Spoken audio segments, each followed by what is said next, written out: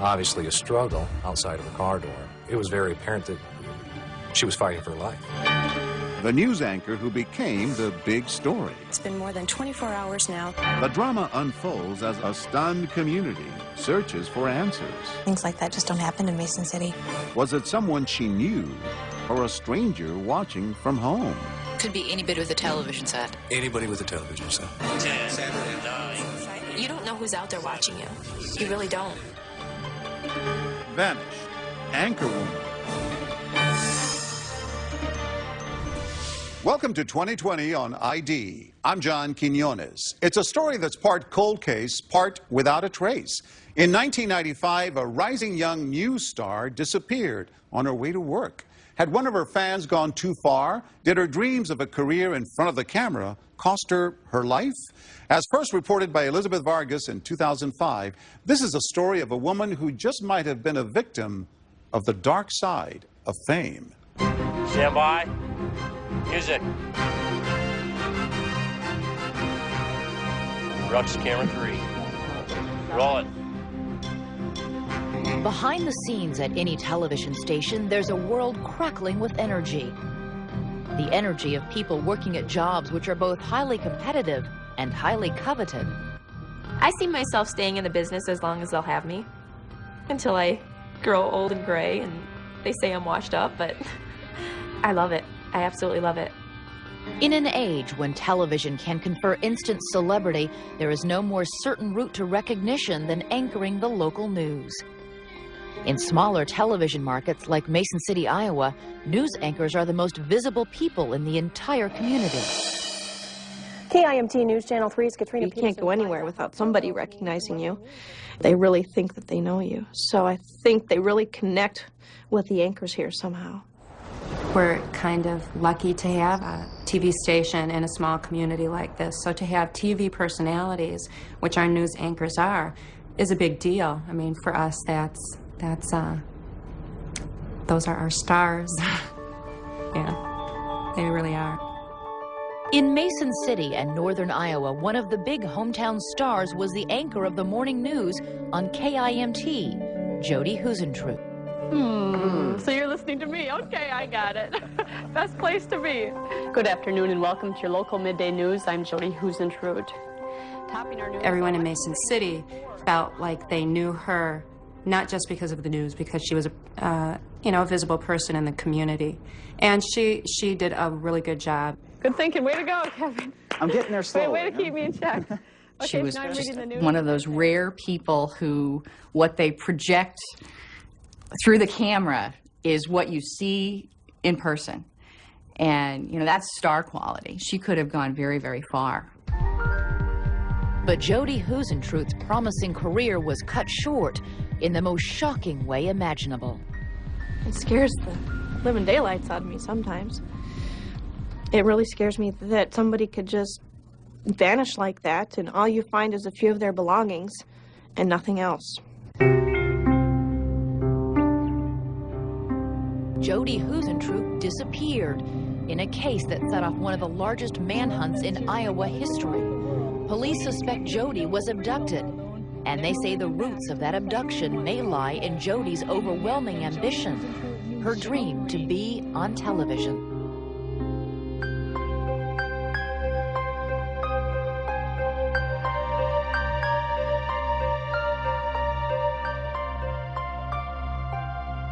Even when she was a little girl, she thought she'd like to be on TV. Well, her dad used to tease her, of course, oh, here comes my movie star, and stuff, and you belong in Hollywood and all that.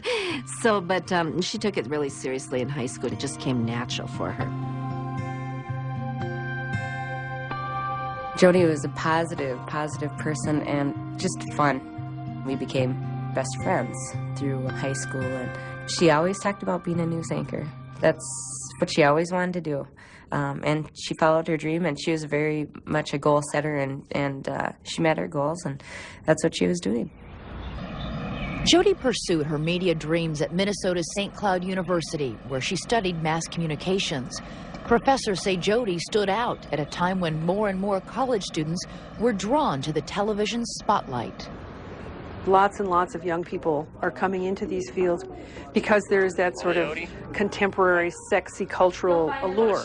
It's sometimes frustrating when you have students who have aspirations that are way beyond their capabilities. Jody was one who had aspirations that were very realistic. After college, Jody's aspirations to break into commercial television led to a job as an intern at KGAN in Cedar Rapids, Iowa.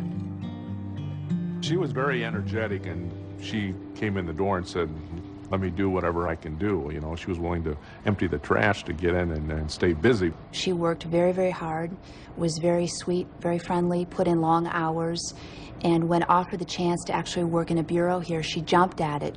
3, 2, 1. Last time. Good evening. 3, 2, 1. Thanks for joining. 3, 2, 1. Thanks for joining us. I'm Jody Husentrud in Decorah, Iowa. Within 6 months after arriving at the station, Jody was reporting on the air from KGAN's Iowa City Bureau.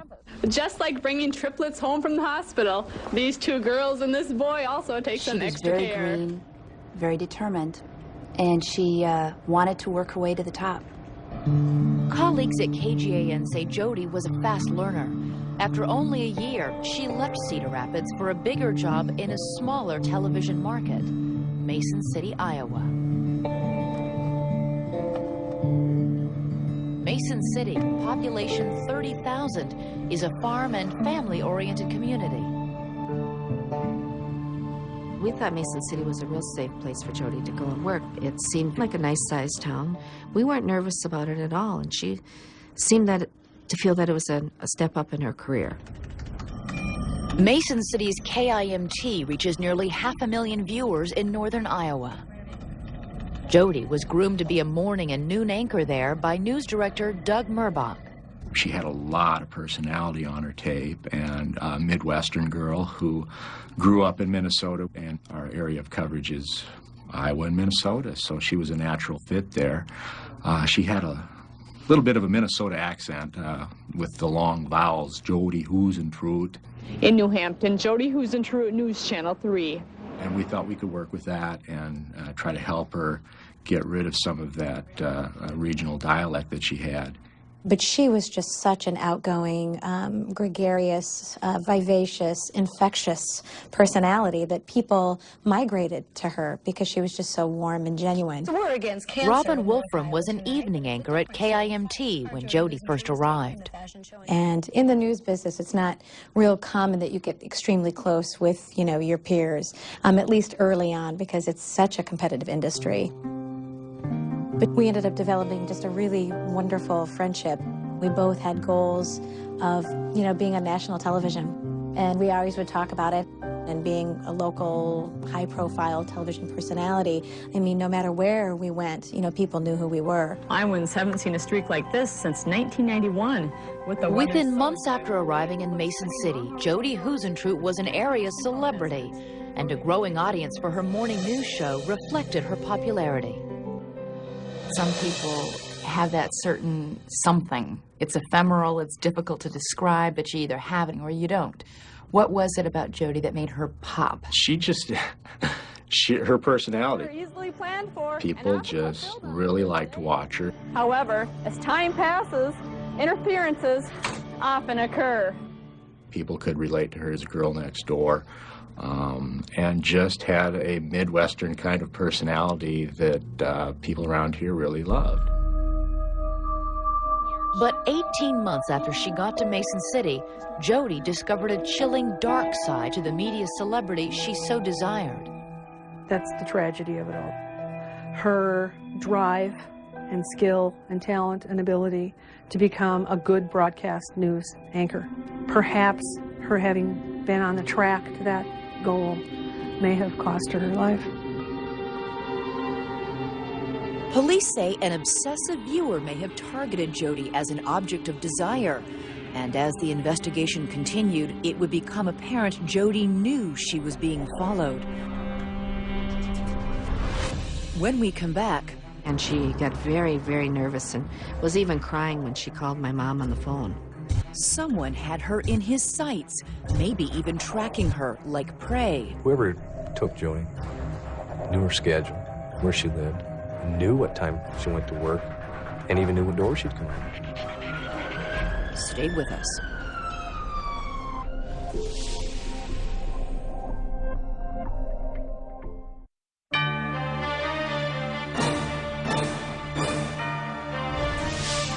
Mason City, Iowa is a small, friendly town. It seemed impossible that someone as well known as Jody Huizentrout, the local TV anchor, could just disappear. But in the 5 minutes it took Jody to get from her home to the news station, she vanished. Who took her? Where was she? What happened to Jody as she headed to work in the dark, early morning hours? Once again, Elizabeth Vargas.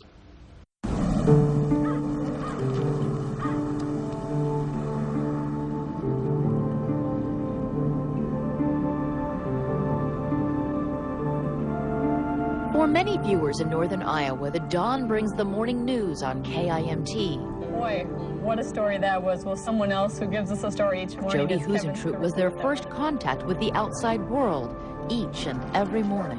When you get up in the morning to watch the news, you want to hear it from somebody you're comfortable with hearing it from. Someone who gives you that sense of family member, friend, talking through the tube, telling me the news. The landing at Plymouth Rock took place some time ago, but today these are the qualities that people like. I think it's intimacy.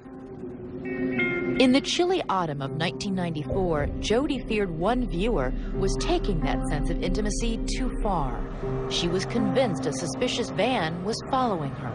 And she got very, very nervous and was even crying when she called my mom on the phone. So after that, she was taking even more precautions. Jody reported her fears to the Mason City Police. She thought she was being followed one morning on her way to work, and she made us aware of that right away, and we gave her escorts a few times after that, and no problems, no further problems. But you took it seriously the first time when she thought somebody might have been following her? Yes, and so did she. She was aware of her surroundings, and she'd taken self-defense courses. My husband teaches martial arts, and we were giving a free self-defense workshop at our health club.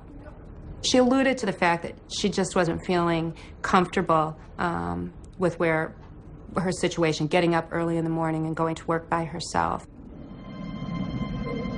Underlying Jody's concern was the fact that she left for work each day in the dark, lonely hours of early morning. Jody and her behind-the-scenes producer, Amy Coons, arrived at the station around 3 a.m. Occasionally, one of them would oversleep. That's what Amy thought had happened on the morning of June 27th, 1995. So I gave her a call about 4 o'clock, and she answered and said, "Oh, what time is it? I'll be in 10 minutes." How did she sound that morning? Tired. Just tired, like I had just woken her up. Nothing out of the ordinary, you know. Jody lived only 5 minutes from the studio. When she didn't arrive at work by 4:30, Amy left a phone message, and then another. I called about 5 o'clock, left her another kind of frantic message saying, "Jody, come on, if you fell back asleep, wake up, come on, we need you here." Honestly, at first I was really mad. I thought I had to edit and write and put everything together, hoping that she'd show up, you know, like 10 minutes before airtime.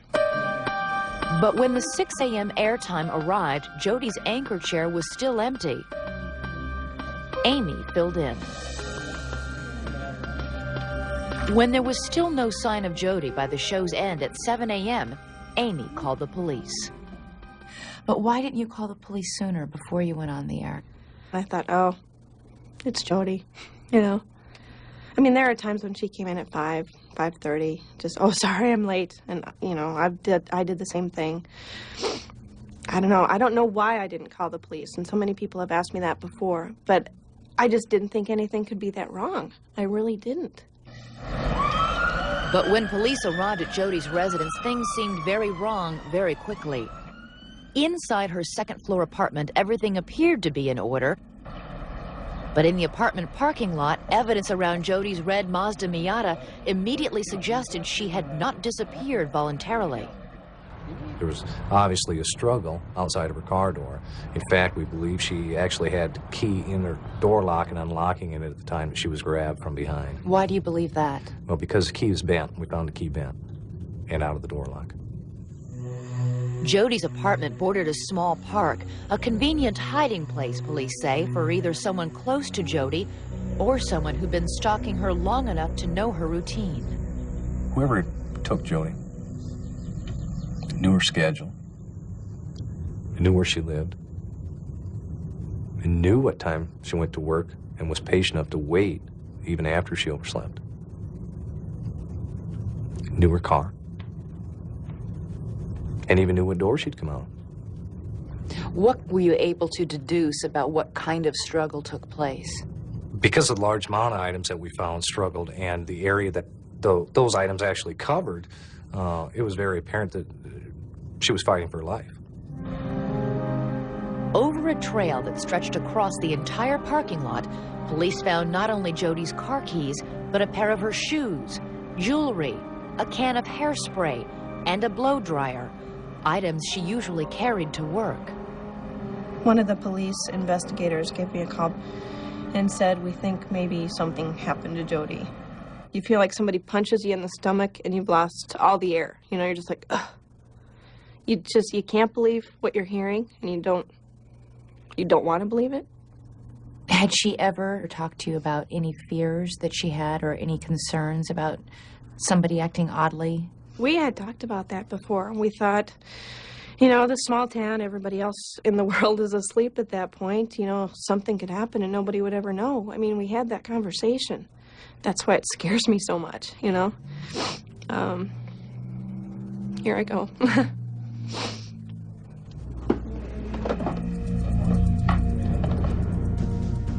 Frank Stearns and other police officers were prominent around the newsroom that day, checking Jody's work area for answers. You know, that day it's dealing with police, making sure the rest of your staff is okay, especially female staff members that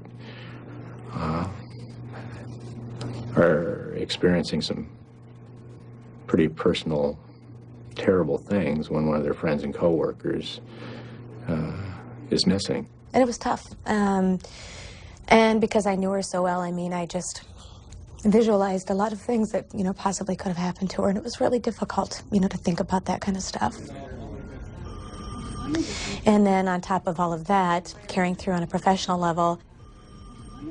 She had to go on the air at 6 and 10 and read stories about her friend missing.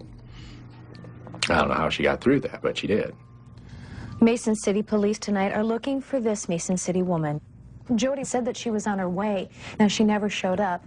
Police are investigating the disappearance, but aren't saying much else at this time. Inside, I was feeling so scared and so hurt and all these emotions, because things like that just don't happen in Mason City. They just never did. And so we were all kind of, you know, trying to piece it all together.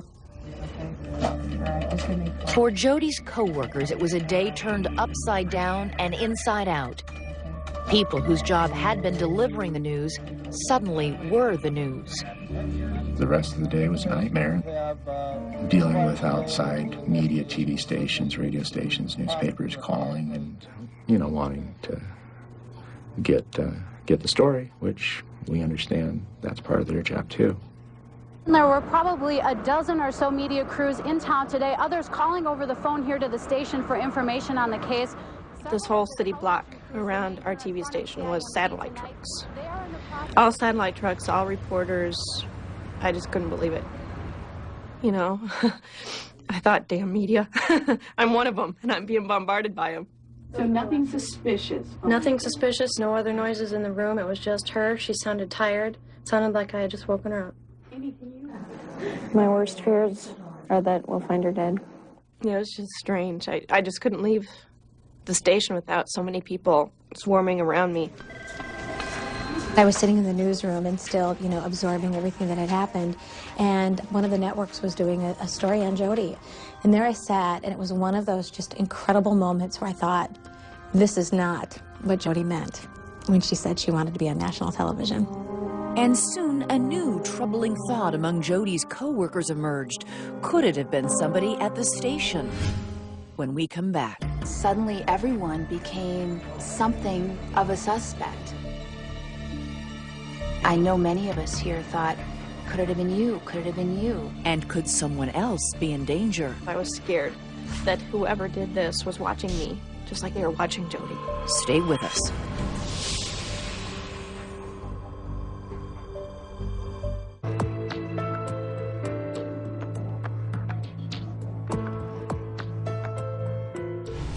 When news anchor Jody Huisentrude didn't show up for a morning newscast, her friend and co-producer Amy Coons filled in for her.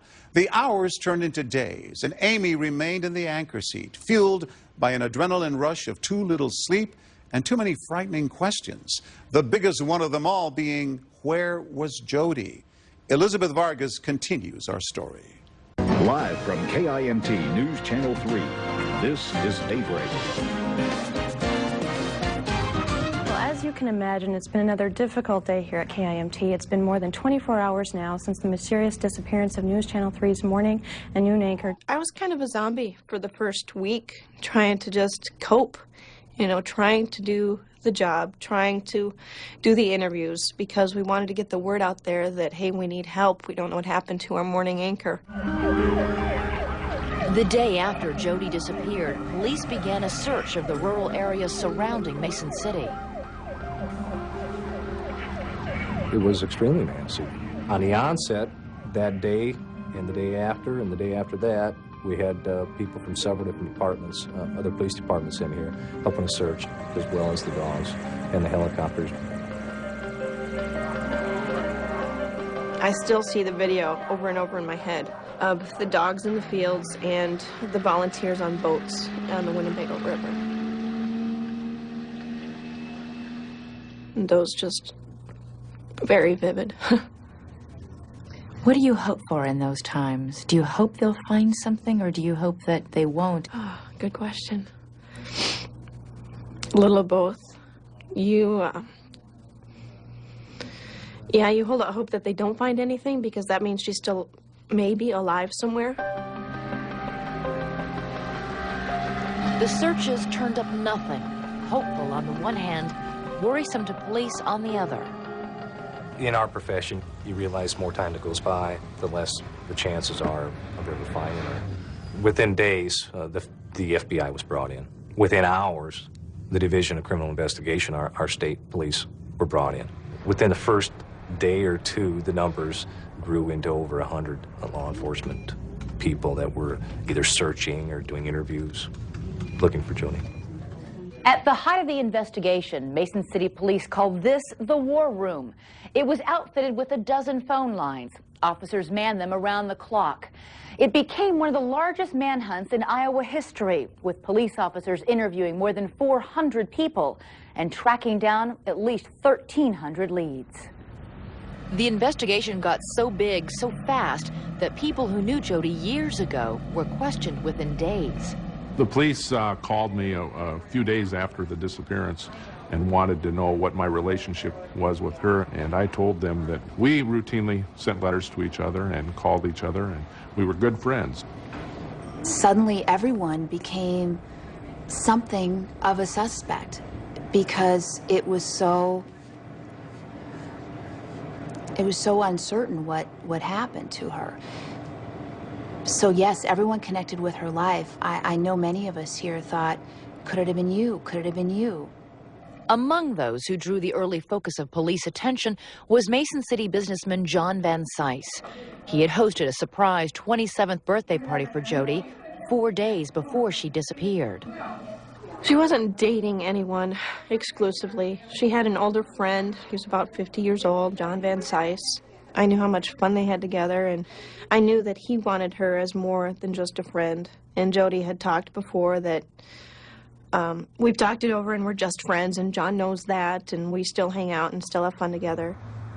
The evening before she vanished, Jody had gone to John Van Sice's apartment to watch the video taken at her party. We learned that he was the last person to see Jody alive that night. He told us that everything was fine when she left his apartment. And there was no evidence of a souring of a relationship, or perhaps one person wanting a little more than the other person might have wanted, anything that might have led to a quarrel? We didn't find anything that may have led to a quarrel.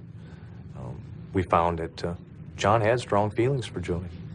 And I think that's obvious in the news clips and the hours and the days right after Jody's disappearance. But she just meant so much to me, and we had so much fun together, her and her friends. And I even named my boat after her because just because she's Jody, and she's been such a big part of my life here lately, and she just makes me feel so good and feel great about things. That's Jody. I mean, you can't help but love that woman. You just can't help but love her. Police asked John Van Sice to take a lie detector test. He passed it. For those who knew Jody and for police, the early days of the investigation left them feeling very far from any answers. It eats away at you a little bit at a time, you know, the first 24 hours, then the next 48 hours. And then you're into the fourth day, and yeah, you're at a pretty low. Were you dealing with Jody's family and friends? Oh, of course, yeah. But it's hard. It's really hard to stand by and watch family agonize over that. My mom just couldn't handle it. She couldn't cope. She was 45 when she had Jody, and that's probably why they had that close bond. You know, she was her late-in-life baby. And then my dad, he died of colon cancer when she was 13. It wasn't always easy for Jody in that respect, but she was just our pride and joy. I couldn't have had a better kid sister. She was perfect in my eyes, and to have had this happen, you know, it's really devastated us.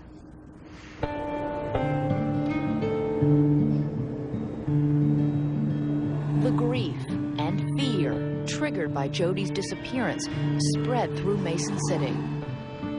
It was overwhelming because her picture was everywhere. I think a lot of people were in the habit of leaving their doors unlocked, not really considering that something like that could happen here, and particularly to have Jody extracted from our community. It was painful for everyone. Jody, I hope you can hear how much we do miss you and how much we want you back. Even if you hadn't met her in person, you had that feeling of knowing her, and I think it made it personal for everyone. They felt like it could happen to them or someone else that they knew. Around the studios of KIMT, that feeling of vulnerability became especially heightened. After about a week, I was called into the news director's office with the general manager and the FBI and the chief of police. I was told that there was a man who was on the internet in a chat room who called himself Captain Kidnap, Kid for short, and he was conversing with someone on the internet that there were plans for my abduction, that I was going to be next. The kidnap threat remained just that, but it fueled fears about who may be watching, on and off camera. I was scared that whoever did this was watching me, just like they were watching Jody, like they planned it all out. And I wondered why they chose her instead of me. You know, it's like you feel grateful, feel relieved, but you feel guilty for thinking, phew, it was her, not me, you know? It's just crazy.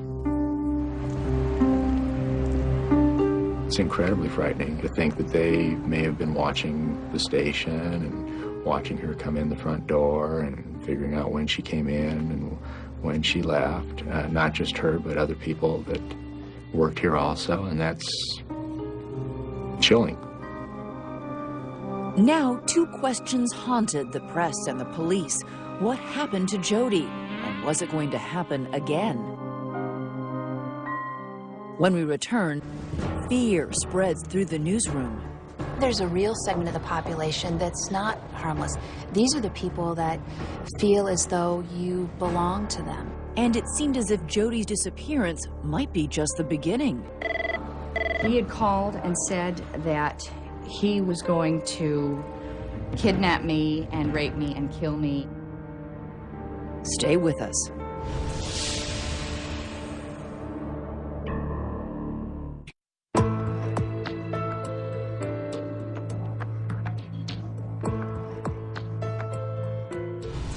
Missing persons cases often draw a lot of strange tips, and the case of Jody Husentrude was no exception.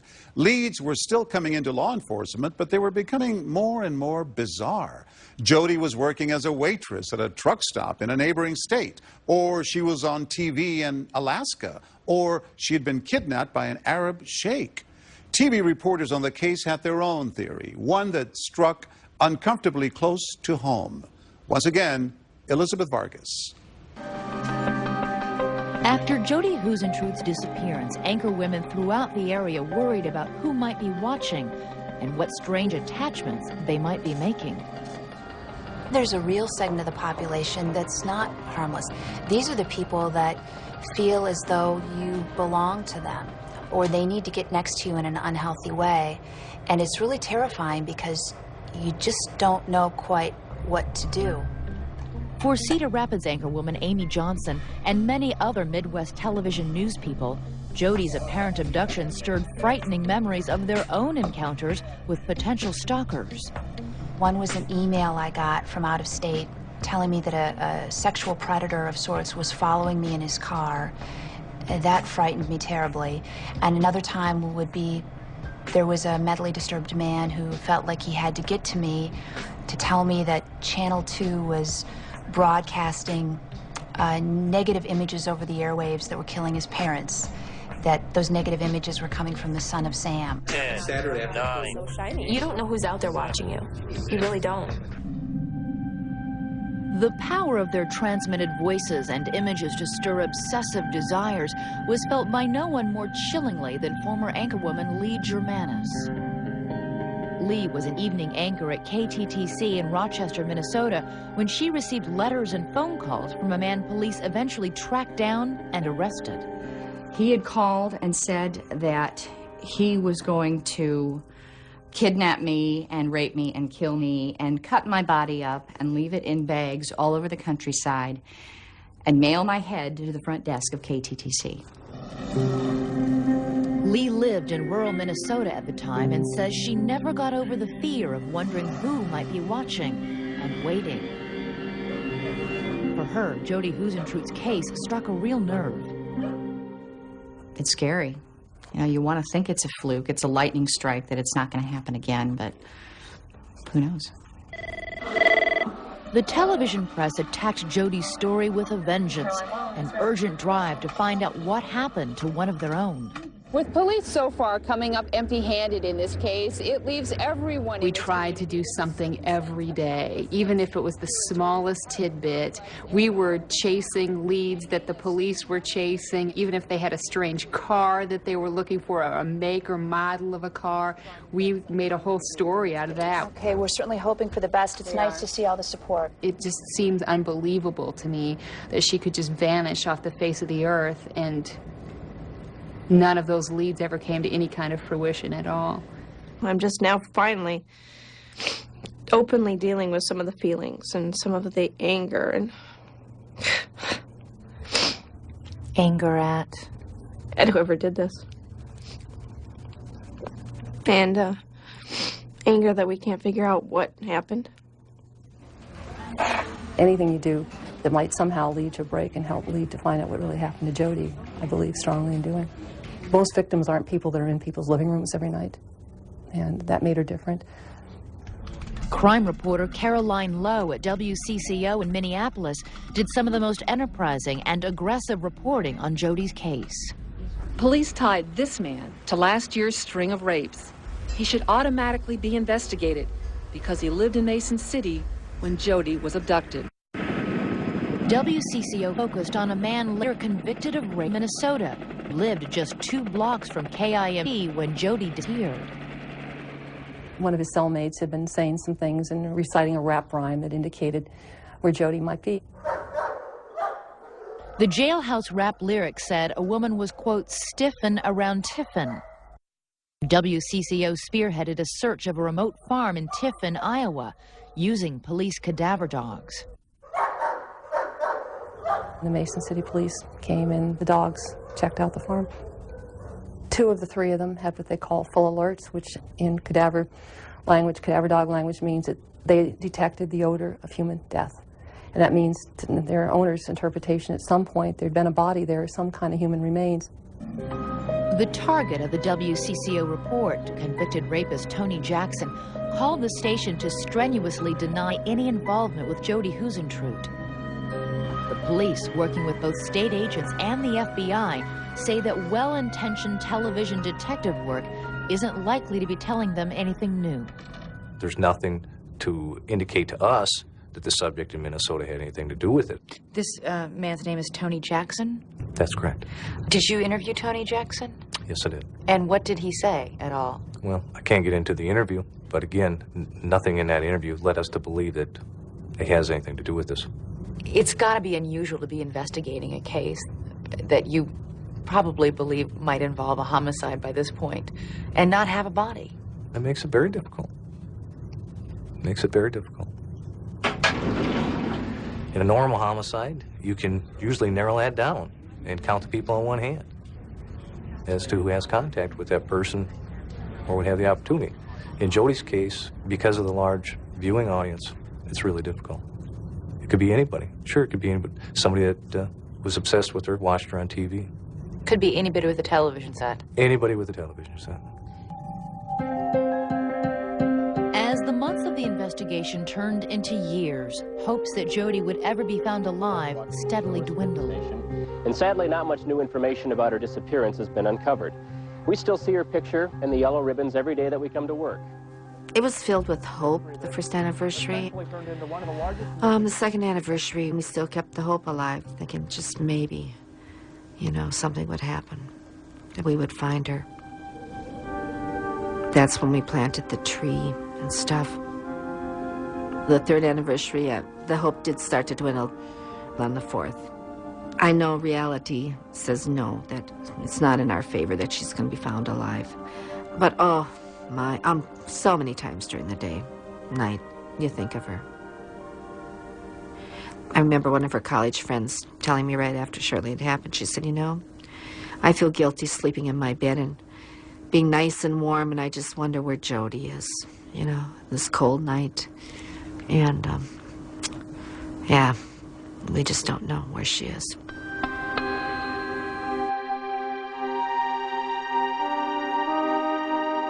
And as the years rolled on, another question would haunt her friends and family. What if the man who took Jody was still out there? What if the killer's watching? What if his former girlfriend's watching? And what happened to the people she left behind? I felt awful doing her position. It's something I had always wanted, but I didn't want to get it that way. Stay with us.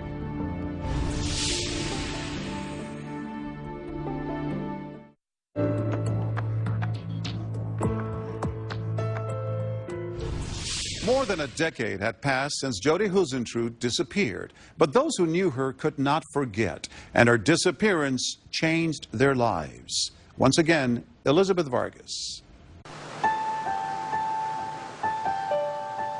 Mason City, Iowa anchorwoman Jody Huisentruit disappeared in farm country. Time has not healed her family's wounds, nor eased the frustration of those trying to unravel the case. Once you've connected with something like this, it stays with you, you think about it, and you just wonder what else you could be doing. It's still with me every day. When I sit down at my computer, her picture is there next to some other victims' pictures, and you think about it. 8 years after Jody's disappearance, Minneapolis crime reporter Carolyn Lowe went on to get a second job as a police reporter. What if the killer's watching? What if his former girlfriend's watching? I just hope, if that's the case, that somebody will do the right thing and come forward. Police stress that someone out there somewhere knows something. Investigator Al Hobrecht. The investigation is still very active. We get rumors, tips, theories, things like that, and we will continue to follow up on those as they come in. Human remains were discovered on the edge of town. The thought was they might have found Jody. I got a big shot in the arm there, that hopeful that maybe we've finally come across Jody, but it wasn't the case. So I had a big up and then I had a big down. It turns out the remains were those of a man who had also disappeared in 1995. Obviously, as the years pass, as time passes, the chance of solving the case gets slimmer and slimmer. Times and lives move on. Amy Kuhns went on to anchor at a larger station in Rochester. But she is still haunted by the fact that her break came the morning Jody disappeared. I felt awful doing her position. It's something I had always wanted, but I didn't want to get it that way. This is KIMT News Channel 3's Daybreak. Coverage you can count on. Jody's morning anchor slot was later filled by Chastity Wahlberg. Summertime is barbecue time and good... At first it was kind of weird, just knowing that this is what Jody did. But this job is like a dream come true for me. It's something I've wanted to do since I was in high school, middle school even. Can you guess what's the most popular appetizer in restaurants today? My absolute dream, though, would be to move to a market like the Twin Cities. That was Jody and her friend Robin Wolfram's dream, too. Coming up at 7:15, we'll talk with... And Robin achieved it, becoming an anchor in the Minneapolis-St. Paul market. Thank you, Alex, and good morning, everyone. There's an all-day blood drive in Minneapolis today to help people... Just thought, gosh, Jode, isn't this cool? You know, we're in Minneapolis. A little part of her I carry with me everywhere I go. And it's that piece that I think that I've been able to come to in light of just this incredibly tragic, incredibly sad story that a little part of her does live within me. And so I'm hoping, and I truly believe that she's sharing in this joy somehow, some way, that, you know, she's right alongside me everywhere I go. You're watching KIMT's morning show Daybreak. The time 6:32, 36 degrees here in Mason. Jody Husentrude, Channel 2 News, Iowa City. Jody Husentrude, Channel 2 News. 3, 2, 1. Last time. As of 2013, the disappearance of Jody Husentrude remains unsolved.